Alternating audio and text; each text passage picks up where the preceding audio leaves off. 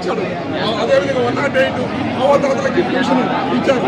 అదేవిధంగా అనేక సంక్షేమ పథకాలు చేశారు. కానీ జగన్మోహన్ రెడ్డి గారు తన తండ్రి ఇచ్చినటువంటి పథకాలనే కాదు, ఇంకా కూడా నేను ఇస్తాను అంతకంటే అని చెప్పనేసి ఆయన ఏది నవరత్నాలు ప్రవేశపెట్టి నవరత్నాలని ఆయన మేనిఫెస్టోలో పెట్టి అధికారంలోకి వచ్చినాక చెప్పినవి చెప్పనివి ఏదైతే ఉన్నాయో అవతాతలకు 3 ఏళ్ళ పెన్షన్ కావచ్చు, విద్యా దీవెన కావచ్చు, అమ్మ ఒడి కావచ్చు, ఇంగ్లీష్ మీడియం స్కూల్స్ కావచ్చు, అదేవిధంగా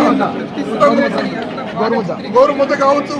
అదే ఈ రోజు పేద ప్రజలకి ఇంగ్లీష్ ఇచ్చిన ఆంగ్లం ఇచ్చిన అందిస్తున్నాడు. కార్పొరేట్ కళాశాల కార్పొరేట్ కాలేజీలకు తొమ్మిది ప్రభుత్వాలని నిర్వీర్యం చేసి ప్రభుత్వ ఖర్చులతోనే వాళ్ళందరికీ కూడా అన్ని అందిస్తున్నాడు. అదేవిధంగా ఆయన సంక్షేమ పథకాలు చెప్పాలంటే 1 కాదు 2 కాదు, 1 గంట సరిపోతుంది. ఎందుకంటే ఆటో వాళ్ళకి ఇస్తున్నాడు, రిక్షా వాళ్ళకి ఇస్తున్నాడు, డ్రైవర్కి ఇస్తున్నాడు, రజకులకి ఇస్తున్నాడు, నాయి బ్రాహ్మణులకి ఇస్తున్నాడు, అన్ని కులాలకి ప్రాంతాలకి అతీతంగా ఆయన నేను పథకాలు ఇస్తాడు. పార్టీ ఏదైనా సరే, ఏ కులమైనా సరే, ఏ మతమైనా సరే ప్రతి ఒక్కరికి అర్హులందరికీ కూడా ఆయన పథకాలు అందాలని చెప్పాడు.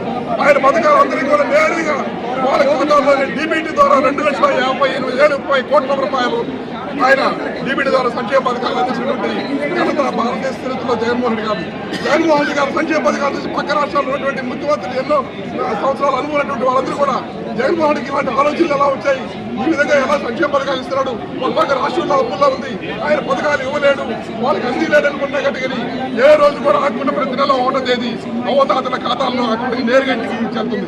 ఎలాంటి దళారులే కానీ మధ్యవర్తులు కానీ లేకుండా నేరుగా ప్రజల ఖాతాల్లోకి పేదల ఖాతాల్లోకి ప్రతి ఒక్కరికి కూడా పథకాలు సంక్షేమ పథకాలు.